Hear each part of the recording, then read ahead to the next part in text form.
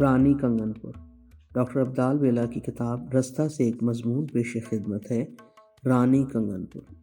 کنگن پور کے کسی شہر یا قصبے میں بشریٰ رحمان رہی تو نہیں، مگر وہ جہاں بھی رہی اس سے اپنی ریاست کنگن پور بنا کے رکھا اور اس کی راج گدی پہ خود رانی بن کے راج کیا۔ ویسے کنگن بھرس نام کی ایک رانی تھی بھی بشریٰ رحمان اور میرے قبیلے سے۔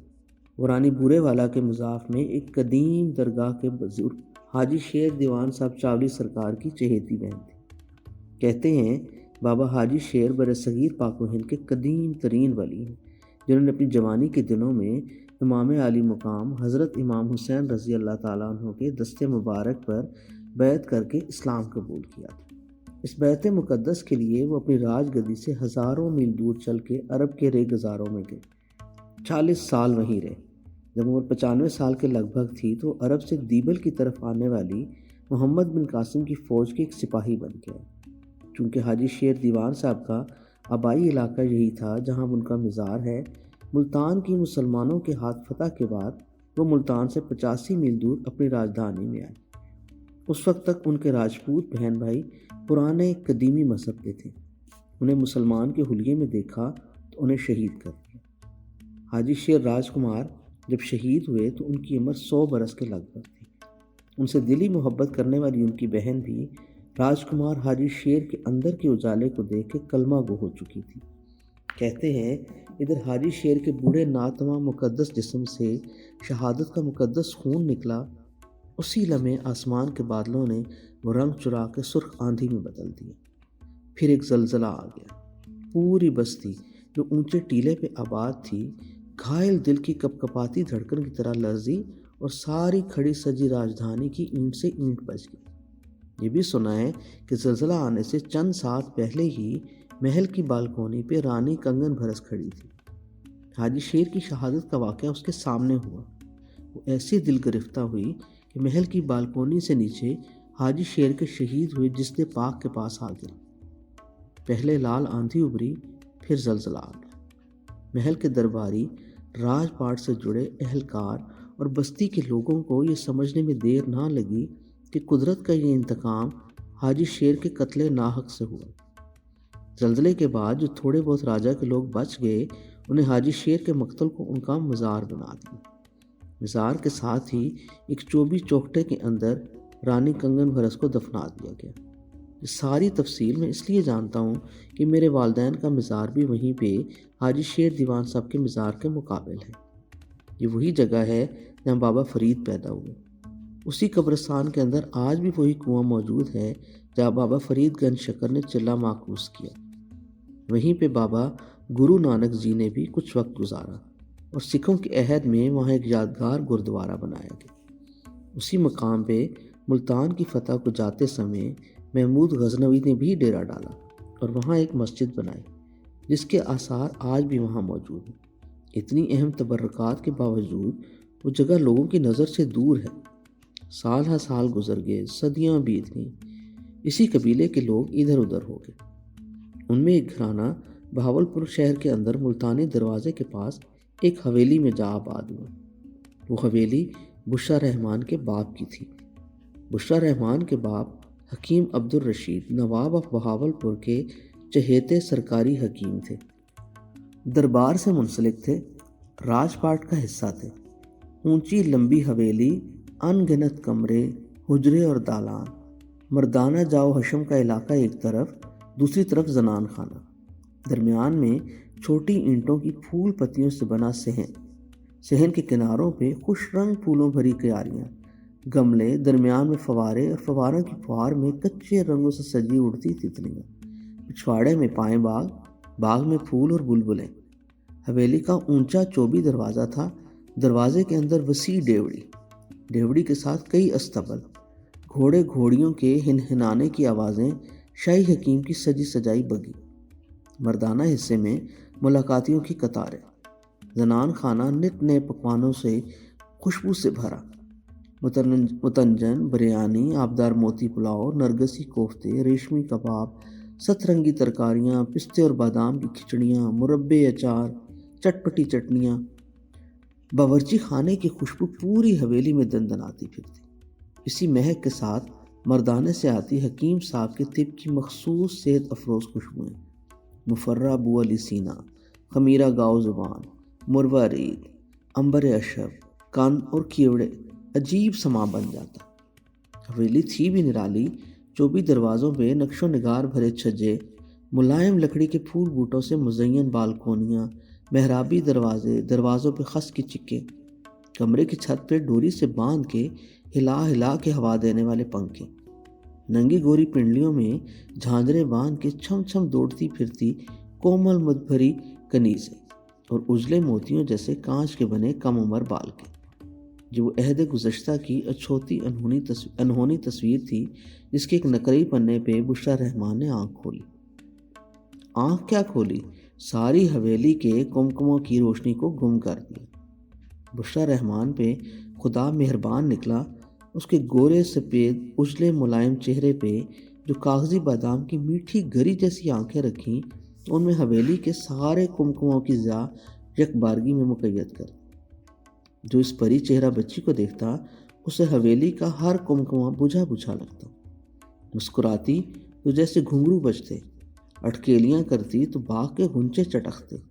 ماں اور باپ دونوں کی لاڈلی تھی، حویلی کے ہر مہمان کی آنکھ کا تارا بھی ہو گئی۔ بشریٰ رحمان اس لحاظ سے بھی خوش قسمت نکلی کہ اس نے باپ اور ماں دونوں کی بہترین چیزوں کو اپنے اندر جذب کر لیا۔ باپ سے حکمت، دانائی، علم، گیان اور صوفیاء کی محبت سمیٹی، تو ماں سے ملائمت، گوری رنگت، مسکان بھری مسکراہٹ اور شاعرانہ مزاج چرا لیا۔ ماں اس کی اس علاقے سے نہ تھی۔ اس کی ماں لاہور میں حضرت داتا علی حجویری کی پڑوسن تھی۔ ابا اس کے ایک دفعہ لمبا چلا کاٹنے داتا حضور کی درگاہ پہ بیٹھ گئے۔ خواب میں انہیں ایک سندیش ملا کہ آپ کے لیے ہم نے ایک زوجہ طے کر لی ہے۔ ان کے ابا حکیم عبدالرشید گیان و عرفان کی کئی منزلیں طے کر چکے تھے۔ ایسی کسی منزل میں انہیں انعام کے طور پر ایک نقرئی پنے پہ بنی ہوئی کسی حسینہ کی تصویر خواب میں دکھائی گئی تھی۔ خواب میں آواز بھی انہوں نے سنی تھی، حکیم عبدالرشید دیکھ لو غور سے، یہ تمہاری ہونے والی بیوی ہے۔ حکیم صاحب نے اتنے غور سے اس تصویر کے سراپا کو دیکھا کہ سارے نقش ازبر کر لیے۔ اب جب کہنے والی نے کہا کہ حکیم صاحب آپ کو ایک رشتہ دکھائیں، تو حکیم صاحب بولے، اگر وہ میری بیوی بننے والی ہے تو اس کا سراپا مجھ سے سن لو۔ رشتے کی بات لے کر آنے والی سٹ پٹا گئی، بولی، کہیے۔ حکیم صاحب نے آنکھیں بند کیں، خواب میں دیکھے گئے پنے پہ بنی اپنی ہونے والی بیوی کا سراپا کہنا شروع کر دیا۔ قد دراز، بال لمبے، رنگ گورا، آنکھیں غزال جیسی، کھول کے دیکھو تو صبح ہونے لگے، مون لے تو شام ہو جائے، اندر لال لال ڈورے، پلکیں یوں جیسے ریشم کی جھالر، ماتھا کشادہ، گال گلاب کی پنکھڑیوں میں پروئے ہوئے کندھاری سیب، اور ہون اس کی بناوٹ کا کوئی پھل ہے ہی نہیں، ایسے بنے ہوئے جیسے بنانے والے نے گھنٹوں اس کی ڈرائنگ کی ہے۔ ادھر حکیم صاحب بولتے جائیں، ادھر رشتہ لے کے آنے والی بوڑھی عورت چنری کو بل دیے حیرت سے ہاں جی کہتی جائے۔ جب سارا سراپا کہہ چکے تو بولے، کدھر ہے ہماری بیوی؟ بیوی آ گئی۔ کچھ عرصہ بعد اسی سراپا میں باپ کی پیمند کاری کے ساتھ بشریٰ رحمان آ گئی۔ باپ راجستھان کے چندر بنسی راجپوت، عالم ہونے کے باعث نثر میں لکھتے، حکمت سے بات کرتے۔ ماں ریشم میں پلی تھی، ریشمی باتوں کے جال بن کر شاعری کرتی۔ بشریٰ رحمان نے باپ اور ماں دونوں کو کشید کر لیا۔ اسکول میں پہنچی تو رسالوں اور کتابوں کا ڈھیر لگا لیا۔ کالج میں جاتے جاتے اس ڈھیر سے شہد کی مکھی کی طرح ہر میٹھی بات چن چن کے چاٹ لی۔ اوپر سے باپ سے ملا جلال اور ماں سے میسر ہوا جمال، دونوں کو گوند کے اپنی ایک الگ پہچان بنا لی۔ پہلے پہلے تو بشریٰ رحمان کو علم ہی نہ ہوا کہ اسے بات کہنا آ گئی۔ وہ تو ایک بار کسی نئے فلاحی اسکول کے فنکشن پہ لوگوں سے اسکول کی بہتری اور نشو و نما کے لیے چندہ اکٹھا کرنے کی ایک مہم پہ کچھ لوگ تقریروں کے لیے بلائے گئے۔ ہر مقرر رٹی رٹائی برسوں سے کہی سنی فرسودہ باتیں کہتا رہا۔ پنڈال میں بیٹھے لوگ اونگتے رہے۔ اسٹیج پہ چندہ کے لیے بچھائے رومال پہ مکھیاں بھن بھناتی رہیں۔ اچانک بشریٰ رحمان کے اندر ہلچل سی ہونے لگی۔ اس کے کانوں کی لویں سرخ ہو گئیں۔ اس کا اپنا بیٹا حسن بھی اسی اسکول میں پڑھتا تھا۔ اس نے پنڈال میں سے ایک چٹ اوپر اسٹیج پر بیٹھے بڑوں کے پاس بھیجی، لکھا صرف اتنا، میں ایک ماں ہوں اس اسکول کے ایک بچے کی، مجھے چند منٹ کے لیے موقع دیا جائے بات کرنے کا۔ اسٹیج سیکرٹری نے وہ چٹ پکڑ کے بے دلی سے صدر محفل کو دکھائی۔ صدر محفل ایک جرنیل تھا۔ اس نے اونگتے ہوئے چٹ دیکھی اور نیند میں سر ہلا دیا۔ بشریٰ رحمان کا نام پہلی بار مائکرو فون پہ بولا گیا۔ وہ دھڑ دھڑ کرتے دل کے ساتھ اسٹیج پہ چڑھی۔ ادھر اس نے بولنا شروع کیا، ادھر سوئی آنکھیں جاگنا شروع ہو گئی۔ مرجھائے تھکے دل دھک دھک کرنے لگے، جن کی نبضوں کو بے رنگی گفتگو نے زنگ آلودہ کر کے بے ربط کیا ہوا تھا، یک بارگی میں کن پٹیوں میں بجنے لگی۔ بشریٰ رحمان نے ایک ماں اور بچے کے حوالے کو ایک بہتر اسکول کے مستقبل کے خواب میں کچھ یوں پرو دیا کہ محفل میں طوفان آ گیا۔ ابھی اس کی تقریر جاری تھی کہ وہ مرد جو بشریٰ کی آنکھوں کی لال ڈوریوں میں ممتا کا ابال دیکھ رہے تھے، انہوں نے اپنی جیبوں میں ہاتھ ڈال کے بٹوے لا لا کر اسٹیج پہ الٹا دی۔ وہ عورتیں جو اپنے خوابوں کو بشریٰ رحمان کے منہ سے سن کے زناٹے میں آ گئی تھیں، انہوں نے اپنی کلائیوں سے سونے کے کنگن اتار کے ڈھیر پر رکھ دیے۔ بس وہ چند منٹ کی تقریر بشریٰ رحمان کی زندگی میں ایسا طوفان لے کر آئی جو آج تک تھما نہیں۔ ادھر تقریر ختم ہوئی، ادھر اسٹیج والوں کے بچھائے بچھونے پہ خزانہ آ گیا۔ جرنیل صاحب ایک صوبے کے گورنر بھی تھے۔ انہوں نے زیر لبی میں ساتھ بیٹھے لوگوں سے اس طوفان میل کا نام پتہ پوچھا۔ بس ہونا کیا تھا، تھوڑے ہی دنوں میں گورنر صاحب کا چیف سیکرٹری گورنر کا پیغام لے کر بشریٰ کے پاس آ گیا۔ بشریٰ رحمان چونکی، بولی میں شادی شدہ ہوں اور میرا خاوند پچھلے جنم میں شیش ناگ تھا۔ چیف سیکرٹری بولا، بی بی میں وہ پیغام لے کر نہیں آیا، آپ کو صوبائی اسمبلی کی نشست اور وزارت کی دعوت دینے آیا۔ بشریٰ رحمان نے کانوں کو ہاتھ لگایا، ہاتھ جوڑے بولی، بھائی میرا گھر بسنے دو، میرے خاوند کا نام رحمان ہے، آپ کی بات اس کے کان جا پڑی تو میرا وہ حشر کرے گا جو بھگوان نے بھی کسی کا نہ کیا۔ میرا گھر نہ اجاڑو، مجھے کچھ نہیں لینا سیاست سے۔ وہ دن چلے گئے جب میرا باپ راجنیتی کا سرپنچ تھا۔ اب میں سر جھکا کے چادر لپیٹ کے درود شریف کا ورد کرنے والی ایک بے بس ماں۔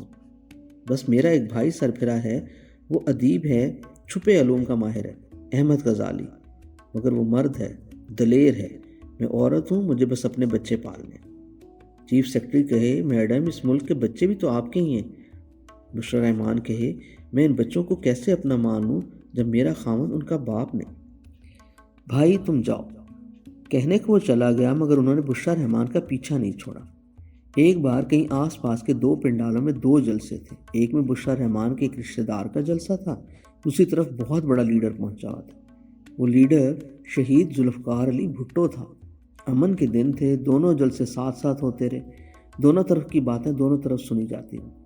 ادھر جب بشریٰ رحمان سٹیج پر چڑھی تو ذوالفقار علی بھٹو بیٹھے سن رہے تھے۔ جب یہ اپنی تقریر کر چکی تو انہوں نے اپنے کسی لاڈلے کو حکم دیا، پتہ کراؤ یہ بولنے والی کون ہے، جیسے بھی ہو اسے اپنی طرف لاؤ۔ کھینچا تانی شروع ہوگی۔ بھنک بشریٰ رحمان کے رحمان صاحب تک میں پہنچی۔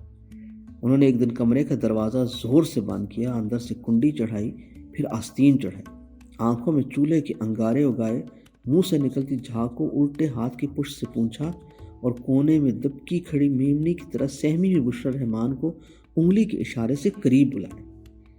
کچھ دیر وہ خاموش رہے، پھر اسی انگلی کو اٹھائے، اپنی دونوں آنکھوں کے بیچ لائے اور بولے، ایک بات یاد رکھنا، سیاست میں دخل نہ دینا۔ لا حول ولا قوت۔ بشریٰ رحمان ہاتھ میں پکڑی تسبیح کے دانے تیزی سے گھمانے لگی۔ وقت گزرتا رہا۔ بشریٰ رحمان کے رحمان صاحب کامیاب بلڈر تھے۔ ان کا حلقہ احباب بھی ان کی بنائی بلڈنگوں کی طرح وسیع اور اونچا تھا۔ ہوتے ہوتے بات ان کے دوستوں کے حلقے میں ہونے لگی۔ شاید کچھ دانا دوستوں نے رحمان صاحب کو سمجھایا، میاں رحمان آپ کی بیگم بیٹھی بٹھائی صوبے کی وزیر بن رہی ہیں، آپ کا کیا حرج ہے؟ الٹا جو اینچ نیچ ہوتی رہتی ہے اس سے بچ جاؤ گے۔ کبھی کوئی فائل دباتا ہے، کوئی فائل کو پہیے لگانے کا کہتا ہے، وہ چپ ہو جائیں گے، انہیں کیوں روکتے ہو؟ بات رحمان صاحب کی عقل میں آ گئی۔ پھر ایک دن ایسا ہی ہوا، رحمان صاحب بڑے سنجیدہ موڈ میں گھر آئے۔ بشریٰ رحمان کو اشارے سے ایک کمرے میں بلایا، کمرے کا دروازہ پھر بند کیا، کنڈی بھی چڑھائی، مگر بشریٰ رحمان کو انگلی کے اشارے سے بلانے کی بجائے خود دھیرے دھیرے کھسکتے بشریٰ رحمان کی طرف گئے۔ کچھ دیر چپ رہے، پھر آہستگی سے بولے، گورنر صاحب کی تجویز اتنی بری بھی نہیں۔ اس بار بشریٰ رحمان چیخی، کون سی تجویز؟ وہ جو تمہیں وزیر بنانے کا کہتے ہیں۔ کیوں کہتے ہیں؟ چلو کہہ دیا، کیا حرج ہے وزیر بننے میں؟ یہ آپ کہہ رہے ہیں؟ ہاں میں نے سوچا ہے، لکھی پڑھی تو تم ہو ہی، تقریریں بھی کرتی ہو، وہاں بھی یہی کرتی رہنا؟ نہ، اس بار نہ کہنے کی باری بشریٰ رحمان کی تھی۔ میں نے نہیں وزیر بننا، آپ نے سمجھ کیا رکھا ہے مجھے کہ میں وزارت کروں آپ کی بیوی ہو کر؟ تم میری بات نہیں مانتی؟ رحمان صاحب کے چہرے پہ عجیب طرح کی حیرت تھی اور ایک مان بھی۔ تم میرا کہا ٹال رہی ہو۔ آپ ہی کا کہا مانا ہے، آپ نے کہا تھا سیاست سے دور رہو، میں دور ہوگی۔ آپ نے کہا تھا کہانیاں لکھو مگر اپنی تصویر نہ چھاپو، میں نے کہانیاں لکھیں مگر تصویر نہیں چھپنے دی۔ وہ تو خیر چھپتی رہی، میں نے کبھی نہیں کہا رسالے اخبار کو اپنی تصویر چھاپنے کا، خود وہ چھاپ دیں تو میں کیا کروں؟ چلو چھوڑو، میں تو تمہیں شاباش دینے آیا ہوں۔ کس بات کی؟ تمہارے حق میں لوگ باتیں کرتے ہیں، آپ تو کہتے تھے تمہاری باتیں اگر کسی نے کی تو زبان نکالوں گا اس کی۔ وہ تو بری باتوں کے لیے کہا تھا، یہ تو اچھی باتیں کرتے ہیں۔ کون کرتے ہیں؟ تم جانتی؟ میں کچھ نہیں جانتی، میرا علم آپ کے گھر کی اس چار دیواری سے باہر نہیں نکلا۔ اب ضد کر رہی ہو؟ جی نہیں، تو اب تم میرا حکم نہیں مانو گی؟ ہمیشہ مانا ہے۔ تو سنو۔ جی۔ جاؤ۔ کدھر؟ اسمبلی میں جا کر اپنی نشست سنبھالو۔ پھر کام کرو رفاعی، وہ تو پہلے بھی کر رہی۔ اب بحث نہ کرو، جو کہا ہے وہ کرو، سمجھی؟ رحمان صاحب جلال میں آ گئے۔ جی اچھا، بشریٰ رحمان دل ہی دل میں مسکرائی، اوپر سے سہمنے کا سوانگ رچایا۔ اب ایک طرف بشریٰ رحمان کی کہانیاں چھپ رہی تھیں، ناول چھپ رہے تھے، کالم لکھے جا رہے تھے، دوسری طرف اسمبلی کے اندر اس کی دھواں دھار تقریریں ہوتی تھیں۔ یہ وزیر تو بن گئی مگر وزارتوں کے ساتھ نہ تھی، جو اچھل کود کرنے اور کروانے والے چرمرے ہوتے ہیں جن لوگ ثوابدیدی اختیارات کہتے ہیں، ان سے نہ واقف رہی۔ اسمبلی ممبروں کے حصوں میں کئی طرح کا کوٹا ہوتا تھا، بھرتی کے لیے الگ کوٹا، بندوق پستول کے لائسنس کے لیے الگ کوٹا، ادھر ادھر کے لائسنسوں اجازت ناموں کی شکل میں الگ پرچیاں۔ یہ سیدھی سادی خاتون قلمکار ہونے کے ناطے ان سب سے نہ بل رہی۔ ہولے ہولے اسے پتہ چلا کہ ہیں یہ بھی یہاں ہوتا ہے، بجائے اس کے کہ اپنے سارے لائسنس اور اجازت ناموں کے کوٹوں کو ادھار کے ساتھ وصول کرتی یا اسمبلی کے فلور پہ ان کے خلاف تقریریں کرنا۔ بشریٰ رحمان پیدائشی مقرر ہے، اسے اگر مائکرو فون پہ کھڑا کر دیا جائے تو یہ مولویوں کی طرح مائکرو فون نہیں چھوڑتی، چاہے سننے والوں کی ساری نمازیں چھوڑ جائیں یا ٹرینیں نکل جائیں۔ اگر اسے بات کرنے کا سلیقہ ہے، ہنر ہے، عورتوں کے حقوق کی بات کرنا اس کا محبوب مشغلہ ہے۔ عورتوں کے حق میں جب یہ بات شروع کر دے تو پنڈال میں بیٹھی عورتوں کے چہروں پہ غازہ چڑھ جاتا ہے۔ وہ عورتیں جو تیز روشنی کے بھپکوں میں بھی مرجھائی دکھتی ہیں، اس کی ٹانک بھری تقریر سے یوں چمکنے لگتی ہیں جیسے کسی بیوٹی پارلر سے خصوصی نشست کروا کے نکلی۔ مردوں کے چہروں کو بھی یہ مرجھانے نہیں دیتی، کیونکہ جس طرف یہ آنکھ بھر کے دیکھ لیتی ہے وہ مرد اگلے 5 مہینے آئینہ دیکھنے میں گزار دیتا ہے۔ یہ ساری باتیں بیٹھے بٹھائے معلوم نہیں ہوگی، میں نے ان ساری باتوں کو بیتا ہے۔ گورنمنٹ کالج لاہور اور پھر پنجاب میڈیکل کالج کے دنوں میں جب میں افسانے لکھتا تھا تو بشریٰ رحمان کی تصویریں ادبی جرائد اور اخبارات کے ادبی ایڈیشن میں چھپتی تھیں۔ اس وقت سچی بات ہے مجھے علم نہیں تھا کہ محترمہ مجھ سے کئی سال عمر میں بڑی ہیں۔ میں تو ان کی تصویروں کو دیکھ دیکھ کر فریفتہ ہوا کرتا تھا۔ میں نے کہانی کہنے سے بہت پہلے مصوری کا فن سیکھا تھا۔ اسی فن کی بدولت یہ ہوا کہ میں نے اپنے ہاسٹل میں بشریٰ رحمان کی تصویروں کے مختلف ٹکڑوں کی ڈرائنگ بنا کے دیوار پہ چپکا لیا۔ کہیں صرف آنکھیں، کہیں ناک، کہیں ٹھوڑی۔ زیادہ ڈرائنگ بشریٰ رحمان کی آنکھوں کی ہوئی۔ اس کی آنکھیں ہیں بھی گم کر دینے والی، صرف بندے کو نہیں، وقت کو بھی، جگہ کو بھی۔ ٹائم اینڈ سپیس کہیں اگر آ کر ملتے ہیں تو وہ بشریٰ رحمان کی آنکھیں ہیں، اتنی بڑی کہ جنوبی کوریا کی آدھی آبادی کی آنکھیں جمع کر لیں تو بشریٰ رحمان کی ایک آنکھ بنتی ہے، اور دوسری آنکھ کے لیے نارتھ کوریا کی آنکھیں جمع کرنی پڑیں گی۔ پھر ان آنکھوں میں جو ڈورے ہیں اور ان میں جو رنگ پچکاریاں ہیں وہ اچھلتی ہیں، ناچتی ہیں، بس اسے دیکھتے ہوئے دیکھنا ہر ایک کے بس میں نہیں۔ اس لیے لگتا ہے کہ بشریٰ رحمان کے عہد میں سیاستدان سب اس کے ہاتھوں ایسے پٹے ہیں کہ اب وہ اسے اسمبلی کا ممبر تو بنا لیتے ہیں، وزارت دینے سے ڈرتے ہیں۔ ظاہر ہے جہاں بشریٰ رحمان کھڑی ہوگی وہاں بونوں کو کون دیکھے گا؟ بولنے لگے تو سب لاجواب، دیکھنے لگے تو سارے گونگے۔ ایک بار کئی سال پہلے بشریٰ رحمان میرے گرو ممتاز مفتی کے پاس آئی اور ان کے چرنوں کو چھو کے بولی، سرکار مفتی جی میرے لیے کوئی دعا کر دیجیے۔ مفتی جی بولے، دیکھ ایک تو حسین ہے اور حسین بھی بدماشی کی حد تک۔ بشریٰ رحمان کے چہرے پہ روح افزا کی ساری بوتل جیسے مونڈ گئی دودھ کے ساتھ. بولی اور مفتی جی بولے پر یہ بات تیرے حق میں نہیں میرے حق میں. دوسری بات یہ کہ تو لکھاری ہے مگر سن یہ بات بھی تیرے حق میں نہیں کیونکہ یہاں لکھاریوں کو کمی قسم کی مخلوق سمجھا جاتا ہے. بشریٰ رحمان کے چہرے سے روح افزا اتر گئی. مفتی جی پھر بولے مگر تو کامیاب ہے اس لیے کہ تو سیاستدان ہے اور سیاستدان بھی ایسی کہ جو جیتے اس کے ساتھ. تیری حکومت رہنی ہے حکومت چاہے کوئی کرے جا موج کر. بشریٰ رحمان کے بارے میں اتنا کچھ میں نے بھی نہیں کہنا تھا اگر میں اسے قریب سے نہ دیکھتا. کہتے ہیں کسی کو جاننے کے لیے ضروری ہے کہ اس کے ساتھ سفر کیا جائے. میں نے لاہور سے واہگہ سے لدھیانہ سے دہلی سے جلندر سے لدھیانہ اور لدھیانہ سے امرتسر اور امرتسر سے لاہور تک پورا ہفتہ بشریٰ رحمان اس کے بیٹے حسن کے ساتھ گزارا. سفر کے دنوں میں تو بشریٰ رحمان کو احساس ہوا کہ میں ان کے بیٹے حسن پر فریفتہ ہو گیا. ان پہ توجہ کم ہے. سچ بھی تھا اور نہیں بھی. سچ یوں کہ بشریٰ رحمان کا بیٹا حسن صفت میں ایسا لاجواب انسان ہے کہ جو اسے ملے اس کا یہ ہو جاتا. عقل و خرد سے مالا مال، پروکار دلکش شخصیت کا مالک اور آج کی نئی پود سے صدیوں پرانا اصلی سونا. مگر یہ سب کمال تو بشریٰ رحمان کا ہے جس نے اس کی ایسی تربیت کی کہ اسے دنیا میں کامیابی کے ساتھ ساتھ اعلیٰ انسانی قدروں کا پابند کیا. اس سفر کے دوران میں نے بشریٰ رحمان کی شخصیت کے بہت سے دلکش انداز دیکھے. ایک تو وہ پکی سچی دیس بھگت 16 آنے کھری مجال ہے جو کوئی اس کے منہ میں اپنی کوئی بات ڈال سکے. ایک بار ایک مشاعرے میں دہلی کے ایک بڑے پنڈال میں ایک شاعر 1947 کی تقسیم کے حوالے سے اپنی غزل سنا رہا تھا. نہ تم خوش ہو نہ ہم خوش ہیں. بشریٰ رحمان مسکرا کے بولی مگر ہم تو خوش ہیں. دونوں ملکوں کے درمیان تمام تر تنازعات امن و راستی سے میز پر بیٹھ کے حل کرنے کی حامی. کئی بار وہاں کے زعماء اور پریس والے ان کا پوائنٹ آف ویو لینے کے بعد مجھ سے پوچھتے کہ آپ اپنی رائے دیجیے. میں صرف یہی کہتا جو بشریٰ رحمان نے کہا ہے میں اس سے 1 انچ بھی کمی یا زیادتی نہیں کر سکتا. میرا موقف بھی یہی ہے. بشریٰ رحمان کے بزرگ جہاں سلسلہ قادریہ سے وابستہ تھے وہیں وہ چشتیہ اور مجددیہ سلسلوں کے بھی فرما بردار ہیں.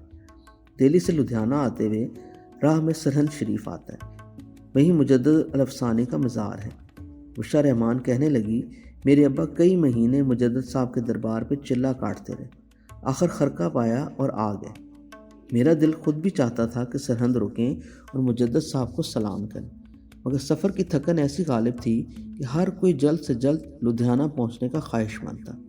میں نے دل میں سوچا اگر مجدد صاحب نے ہمیں روکنا ہوگا تو روک لیں گے. وہی ہوا. عین سرہند آتے ہی گاڑی کا ٹائر پنکچر ہو گیا. ہم سب اتر آئے. ڈرائیور پہیہ بدلنے لگا. میں نے بشریٰ رحمان سے کہا آپ کے ابا کا چلہ آج بھی مؤثر ہے. دیکھیں مجدد صاحب نے آپ کو روک لیا. بولی چائے بھی پلائیں گے. میں نے کہا کیوں نہیں. قریب ہی کھوکھے سے ہمیں گرم گرم چائے مل گئی. سفر میں میری دوستی بشریٰ رحمان کے بیٹے حسن سے بہت گہری ہوگی. لدھیانہ سے دہلی کی طرف کا سڑک سفر 7-8 گھنٹوں کا تھا. آتے ہوئے بھی جاتے ہوئے بھی. بشریٰ رحمان نے اپنے برابر کے نشست سے اپنے بیٹے کو اٹھا کے مجھے بٹھا دیا. سارا راستہ میں نے سنتا رہا. راہ میں رکتے کھاتے پیتے پھر چل پڑتے. جلندر میں ایک بہت بڑے ہندوستانی میڈیا ٹائکون نے ہماری ضیافت کی. ہم سب کو تحائف بھی دیے. ان کے 3 اخبار چھپتے ہیں ہندی اردو اور گرومکھی. بشریٰ رحمان کا ایک ناول کس بار ان کے اخبار میں چھپتا ہے. اس کیسری گروپ آف نیوز پیپرز کے مالک وجے چوپڑا نے ایک واقعہ سنایا. بولے ایک بار اخبار کے ہاکروں نے ہڑتال کر دی. ہمیں اخبار گھر گھر پہنچانا مشکل ہو گیا. اسی دوران جلندر شہر کے عین بیچوں بیچ عورتوں کا ایک جلوس ہاتھوں میں رسوئی کی ڈوئیاں کفگیر اور بیلنے لے کر ہمارے ہاکروں پر پل پڑا کہ ہمیں آج کا اخبار دو. اس اخبار میں بشریٰ رحمان کے ناول کی قسط ہے. پورا ہفتہ ہم نے آج کا انتظار کیا. آج کا اخبار لاؤ. وجے چوپڑا بولا آج پہلی بار کسی کو یہ بات بتائی ہے. بشریٰ رحمان کے چہرے پہ یہ بات سن کے جو روشن تمتماتا اطمینان اٹھا وہ ایک قلمکار اپنی کتاب کی ایسی پذیرائی کے بعد ہی محسوس کر سکتا ہے.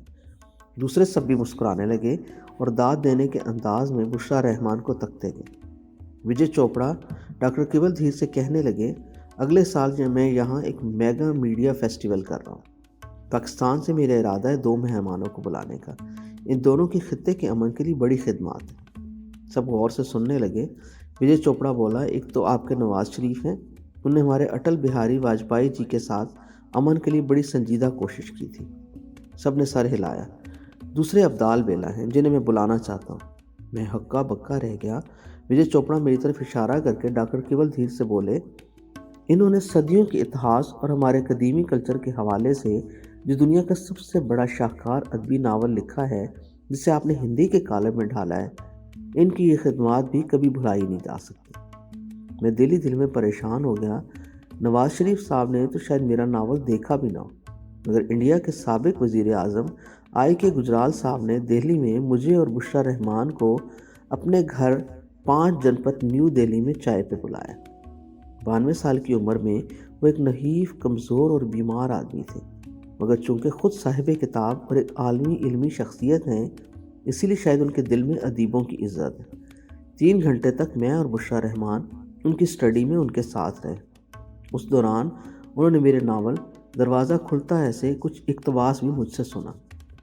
بشرا رحمان کہنے کو آج کل نواز شریف کی پارٹی کے دوسرے دھڑے میں، مگر دل ہی دل میں وہ نواز شریف کی مداح ہیں۔ کئی بار بشرا رحمان نے کہا بھی کہ نواز شریف کی حکومت میں رہتے ہوئے ملک اور خطے کے لیے کچھ تعمیری کام کرنے کا موقع ملا۔ ڈاکٹر کیول دھیر سے بشرا رحمان کا قدیمی سمبند ہے۔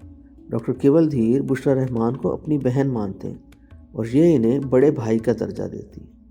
انہی بڑے بھائی نے مجھے اپنا چھوٹا بھائی بنا رکھا ہے۔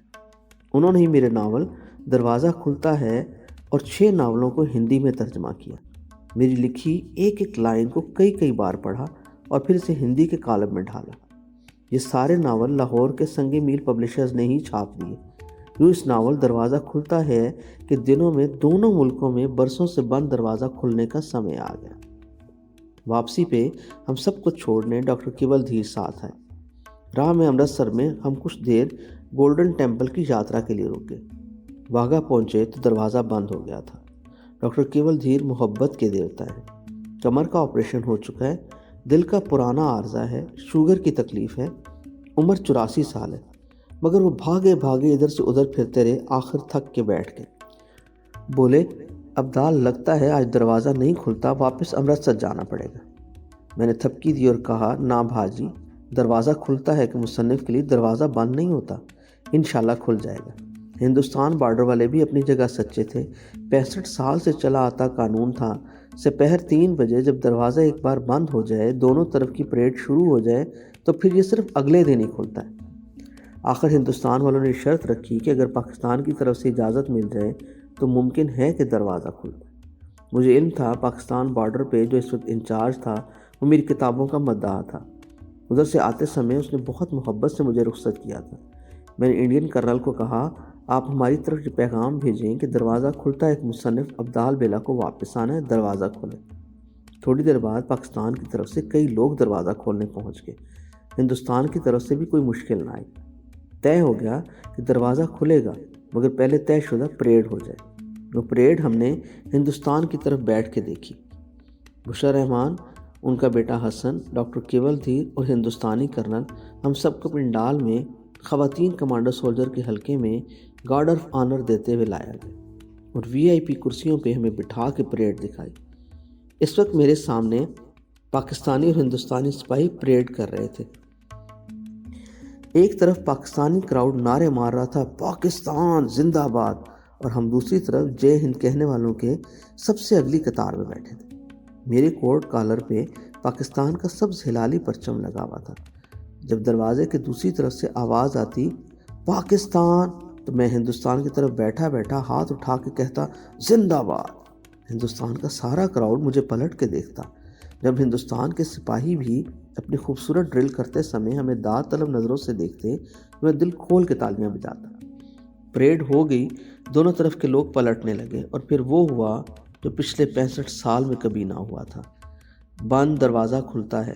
بشرا رحمان، ان کا بیٹا حسن اور میں دروازہ پار کرتے ہیں۔ ڈاکٹر کیول دھیر اپنی آنکھوں میں آنسو بھر کے دونوں دیسوں کے درمیان لگی لکیر کے دونوں طرف پاؤں رکھ کے ہمیں گلے لگا کے رخصت کرتے ہیں۔